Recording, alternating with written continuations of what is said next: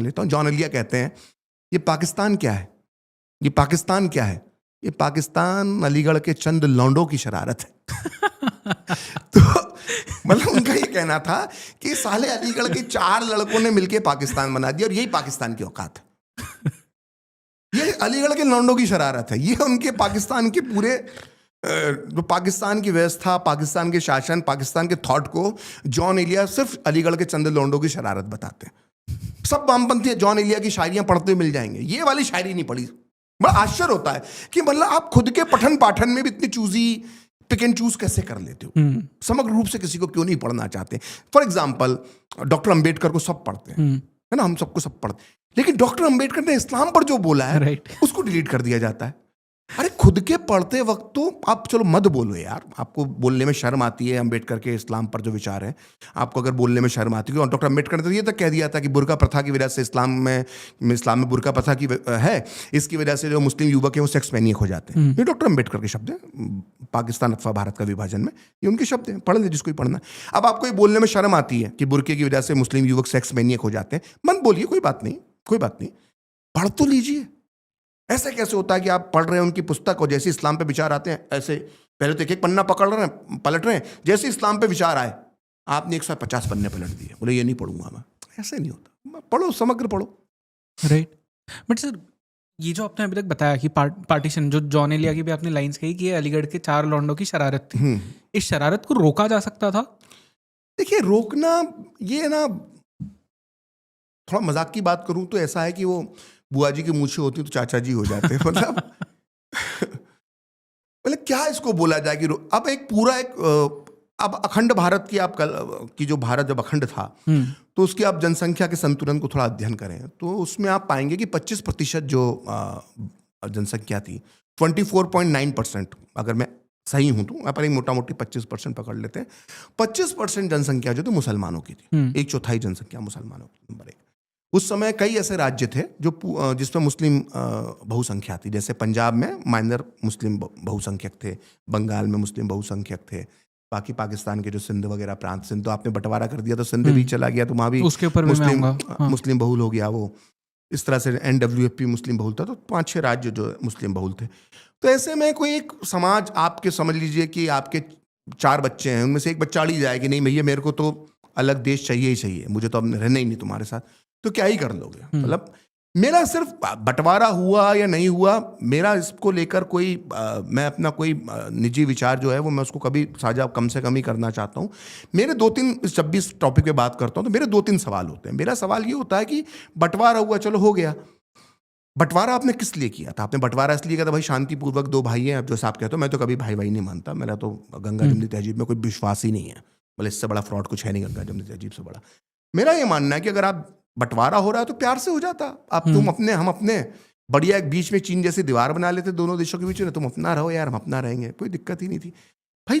इसी आधार पे तुमने बंटवारा किया। उस वक्त हमारे जो सो कॉल्ड विजनरी लीडर्स थे, जिसमें मैं सबको शामिल करता हूँ, इसमें कोई मेरा ये नहीं है कि एक ही आदमी, सारे सब जिम्मेदार थे, इवन चाहे वो नेहरू हो, चाहे वो गांधी हो, चाहे वो सरदार पटेल हो, ये सब जिम्मेदार थे। ये सब इसलिए बंटवारे पे सहमत हुए कि चलो जितना भारत हमको मिल रहा है उतने को हम अच्छा भारत बनाएंगे और दंगा फसाद रुक जाएगा। ये बात भी सब बोले। भाई दंगा, तुमको हम विजनरी मानते हैं, आज भी कई लोग किताबों में तुम्हारे बारे में लिखा है, तुम काहे के विजनरी थे? विजनरी वो होता है जो 100 साल बाद का भी विजन देख लेता है, उसको ही कहते हैं ना दूरदृष्टा। तुम ये फैसले जून जुलाई में ले रहे हो, मई जून में 47 में ले रहे हो कि भाई शांति से अलग हो जाएंगे। तुम ये नहीं देख पा रहे कि 35 दिन बाद दंगा होने वाला है देश में, बंटवारे के बाद भी। और तुम जिसकी दूरदृष्टि जिन नेताओं की 35, 40, 50 दिन की नहीं थी यार जयेश, उनको हम दूरदृष्टा बोलते।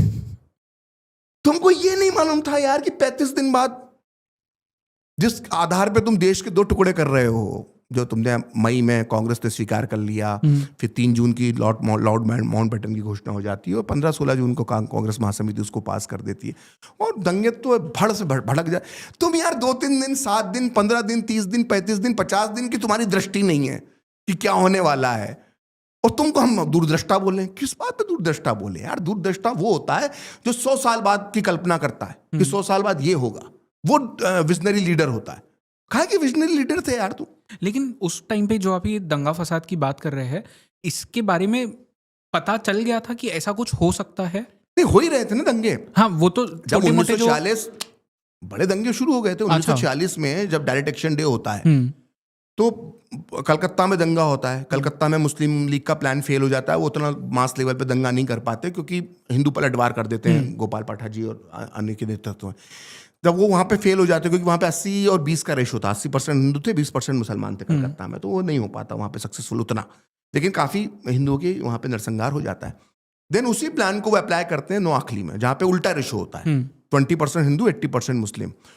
तो वहाँ पे वो तो अपने आप में वो मतलब 5-10 पॉडकास्ट का पूरा नोआखली है। तो वहाँ हम देखते हैं। फिर उसमें बिहार में दंगा शुरू हो जाता है। जब बिहार में दंगा शुरू होता है तो पंजाब में दंगा शुरू हो जाता है। NWFP में जो खैबर जिसको आज हम कहते हैं, वहाँ दंगा शुरू हो जाता है, पेशावर वगैरह उस तरफ, वहाँ पर कोहट वगैरह में। तो दंगों की सीरीज तो चल ही रही थी। लेकिन तुमने इसलिए पार्टीशन के लिए तुम इसलिए सहमत हुए कि जैसे ही हम पार्टीशन के लिए सहमत हो जाएंगे भाई, कि हम सहमत हो गए कि अब हम अलग हो रहे हैं, तो दंगे रुक जाएंगे, यही सोचा। ये नेहरू ने इंटरव्यू दिया लियोनार्ड मोस्ले को 1963 में, 1963 में। उन्होंने बोला आप बंटवारे पे क्यों सहमत हो? उन्होंने बोला, उन्होंने 3-4 बातें बोली, मैं काफ़ी बार बोल चुका हूँ अलग अलग पॉडकास्ट में, एक बार फिर आपके दर्शकों के लिए बता देता हूँ। तो कोट अनकोट नेहरू ने लियोनार्ड मोस्ले से कहा कि हम सब बुढ़े हो चुके थे। पहली लाइन थी उसकी, बोला हम सब बुढ़े हो चुके थे, हम जेल जाने से डरने लगे थे, और तभी बंटवारे की शक्ल में हमें एक आज़ादी का फॉर्मूला मिला, हमने उसे स्वीकार कर लिया। अगर गांधी जी हमको उसके पहले कहते कि हमने उसे स्वीकार कर लिया और हमें लगा कि इससे दंगे रुक जाएंगे, और फिर भी अगर गांधी जी ने हमको मना किया होता तो हम स्वीकार नहीं करते, हम सड़कों पर उतर जाते और अखंड भारत की बात करते। तो इसमें 2-3 बड़ी महत्वपूर्ण बातें। पहली महत्वपूर्ण बात, जो आज वीर सावरकर को माफी वीर कहते हैं, उनको मालूम होना चाहिए कि नेहरू जी ने खुद स्वीकार किया कि हम जेल जाने से डरने लगे थे, हम बुढ़े हो चुके थे। पहली बात माफी वीर को ना क्लियर हो जाएगा। और दूसरी बात उन्होंने कही कि हमको लगा कि दंगे रुक जाएंगे, मारकाट हो रही है, दंगे रुक जाएंगे, तो वो तो नहीं रुके ना। करेक्ट। और तीसरी बात उन्होंने कही कि गांधी जी रोकते तो हम रुक जाते। तो गांधी जी कहते भाई मेरी बात इन लोगों ने नहीं मानी, मैं तो हमेशा कहता था पाकिस्तान मेरी लाश पर बनेगा। तो गांधी जी कहते हैं नेहरू पटेल जिम्मेदार थे, मेरी बात सुनते नहीं है।